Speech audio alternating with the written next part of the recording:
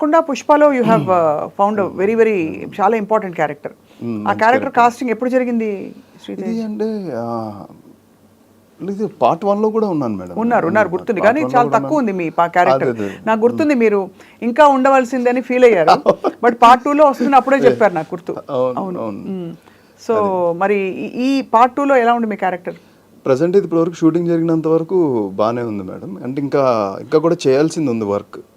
ఇంకా అది కూడా కంప్లీట్ అయితే తెలుస్తుంది. మీకు అల్లు అర్జున్ కి ఉన్నాయా సీన్స్ ఉన్నాయన్నారు? ఎలా అనిపించింది అసలు ఆయనతో వర్క్ చేయడం? అంటే ఫస్ట్ ఆఫ్ ఆల్ పుష్ప 1 లో యాక్ట్ చేస్తున్నాను అప్పుడు తెలిసినప్పుడే the way of dedication, Allu Arjun గారి డెడికేషన్ కానీ ఆయన పెట్టే ఎఫర్ట్ కానీ, అంటే ఏదో కొత్తగా చేయాలి అంటే ఆయన అప్పటికి చాలా సినిమాల్లో చాలా ప్రూవ్ చేసుకున్నారు. బట్ ఇంకా ఏదో చేయాలని ఆ తపన అంటే ఆయనకే అంత తపన ఉంటే కొత్తగా వచ్చేవాళ్ళు మనం ఏం చేయాలి, మనం పైకి రావడం కోసం ఎంత కష్టపడాలి. నాకు సెట్స్లో కూడా ఆయన ఒక మాట చెప్పారు, నేను ఇలా బహిష్కరణ అండి ఇలా చేస్తున్నాను సార్ లీడ్గా అని చెప్తే, చెయ్యాలి బాగా కష్టపడండి, మన తెలుగు సినిమా ఇండస్ట్రీని ఇండియన్ ఇండస్ట్రీకి తీసుకెళ్ళాలి, మీరందరూ బాగా కష్టపడాలని ఆయన చెప్పిన వర్డ్స్ నాకు చాలా బాగా అనిపించినాయి. అంటే లోపల వాళ్ళ జీలు ఇంకా పైకి ఇంకా ఏదో మన తెలుగు సినిమా ఇండస్ట్రీని ప్రపంచవ్యాప్తంగా ఇప్పుడు ఆల్మోస్ట్ తీసుకెళ్ళిపోయాం. కల్కితో తీసుకెళ్ళాం, బాహుబలితో తీసుకెళ్ళాం, నెక్స్ట్ పుష్పతో తీసుకెళ్తాం. అలాగా ప్రతి ఒక్కళ్ళు కష్టపడితే డెఫినెట్గా ఆ రేంజ్కి మన తెలుగు సినిమా ఇండస్ట్రీని తీసుకెళ్ళచ్చు అనే వర్డ్స్ బాగా నచ్చినాయి మేడం. బాగా నచ్చాయి. అండ్ ఆల్సో ఆయన నేషనల్ అవార్డు అందుకోవడం అదొకటి గ్రేట్ అండి. అంటే లాస్ట్ టైం మనం మాట్లాడుకున్న తర్వాత జరిగిన పెద్ద డెవలప్మెంట్ అది.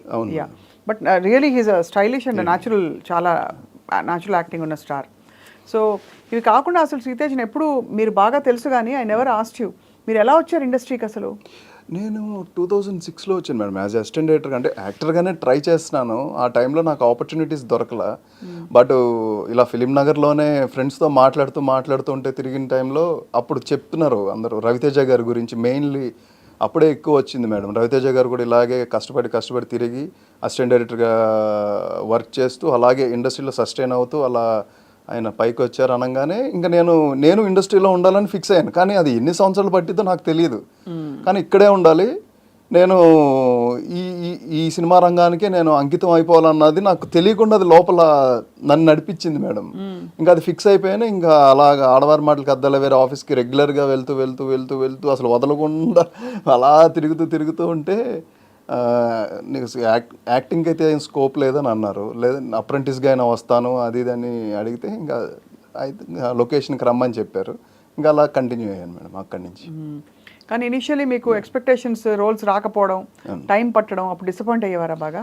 లేదు మేడం, ఎందుకో అది అనిపించలేదు. అంటే నాకు అనిపించలేదు మేడం, ఏదో చెయ్యాలనేది లోపల ఎక్కువ ఉంది. డిసప్పాయింట్మెంట్ అనేది తెలియలే. ఎప్పుడు మా నాన్నగారు వాళ్ళు ఫీల్ అయ్యేవాళ్ళు, అంటే ఇయర్స్ గడిచిపోతున్నాయి ఇండస్ట్రీలోకి వెళ్ళావు, లేదా ఈ పాటికి మంచి జాబ్ వచ్చేది. అంటే మా నాన్నగారు పోలీస్ ఆఫీసర్గా చూడాలని నన్ను ట్రైన్ చేశారు అన్నిట్లోనూ.